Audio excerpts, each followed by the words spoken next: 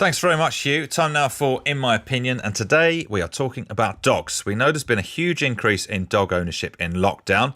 They're everywhere, and increasingly there seems to be more and more on the market if you want to pamper your pooch. So whether it's dog advent calendars or Christmas jumpers for your dogs, what are we doing to our four-legged friends? One person who thinks things are going a bit too far is Jamie Penrith from Take the Lead Training in Devon. Morning, Jamie.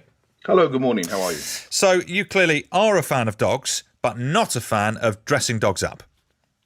I'm a fan of responsible dog ownership, and I'm a huge fan of appreciating dogs for what they are, respecting dogs for what they are. And I think that prior to treating dogs like human babies in fur coats or Disney characters and seeing life as a Disney film, we need to be able to appreciate what the dog is, respect what the dog is, and make sure that we're in a position to meet those requirements. You know, it's a ethical obligation. We have social expectations and legal demands placed upon us as dog owners, and I think it's incredibly important that people are well aware of that even before they buy dogs. Now, my tongue is slightly in my cheek here, Jamie. I know what the answer to this is, but are you sure that dogs aren't looking forward to Christmas? Do they not pick up on a bit of excitement? Only the ones that have certain religious beliefs that allow them to appreciate the value of Christmas. Perhaps no. I mean, and which breeds are particularly religious? Is it the labs?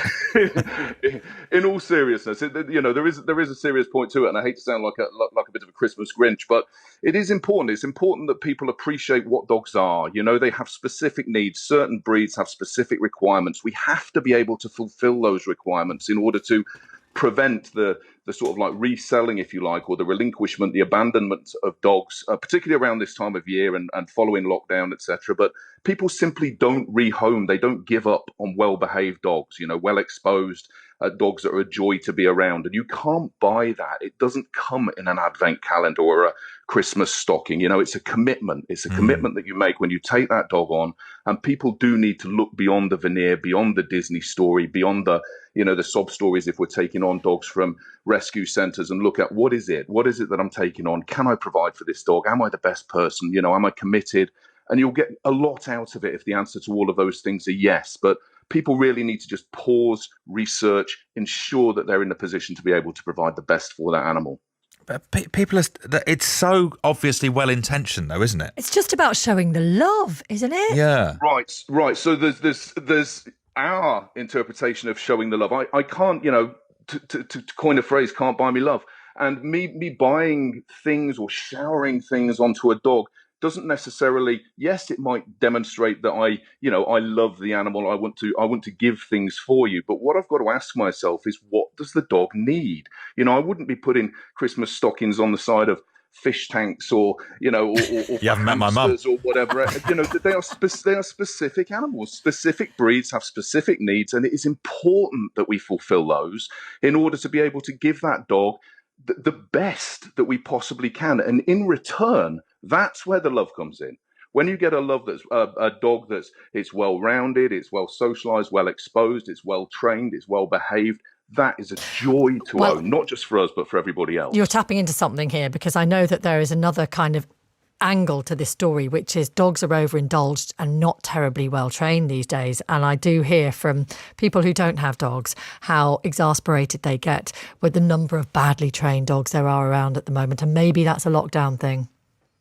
I wouldn't necessarily say that it's a lockdown thing, because, I mean, theoretically, if you're at home all the time, or you have a long period of time where there's you and the dog and, not a great deal else that you need to do apart from your Zoom work or whatever, then you should really have all the time to be able to train the dog and to be able to get the best from them. But I do think that you are hitting the nail on the head in respect of training. And I think that training has drifted, if you like, the pendulum swung too far away from actually training the dog and actually looking to get results from the dog that make the dog slot into society and make your friends happy for the dog to come to cafes, or be around them or in the park without running over and, causing a problem for other people who happen to be out and about. And we have this state of play, if you like, where we have slipped so far down that Disneyfication funnel that it's, as long as you have the tastiest treat in the world, your dog will do everything that you want them to do, and no bad behavior will occur, which simply isn't true. And the easiest thing that we can do, to be completely honest, is when we take on a dog, certainly as a puppy, where it's the very easiest thing to do, we teach the puppy exactly what we want from them. We let them understand the concept of boundaries. and we go forward with them. Train meaningfully, train simply, specific behaviours that you want. Walk nicely on the lead. Come back when I call you.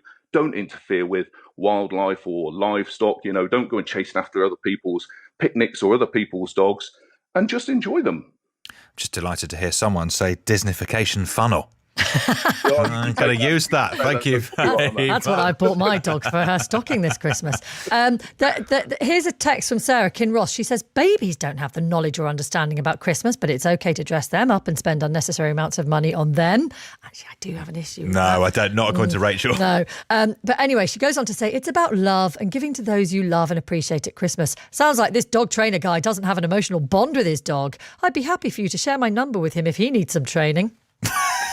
Thank you very much indeed. Thank you very much. Very kind. Yeah, I've got 6 dogs, and I've got an incredibly emotional, valid emotional bond with all of my dogs. But as I say, I think that's a prime example. The text there is a prime example of how we're sort of missing a trick, really, and we're splitting the two. Rather than seeing love and respect as being synonymous, we're seeing them as being two different entities. So if I love my dog, that's all I need to do, but I shouldn't actually concentrate on being responsible in terms of ensuring that my dog is safe and reliable and controlled in certain conditions where it's, as I say, ethical obligations, social expectations and legal demands placed upon me. The two go together to create a whole. You don't split it.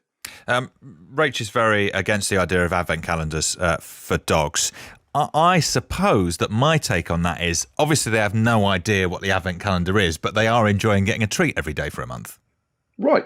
Absolutely. I have no issue with that. I mean, the thing is, are you treating your dog for nothing? Here's an idea. Why not ask your dog to do something that you'd like your dog to do and use that advent calendar treat to reward the dog, to strengthen, to reinforce the probability of that dog doing it again on the next day? Use it as an actual training aid rather than just a throwaway sort of like a treat, if you like, for the dog.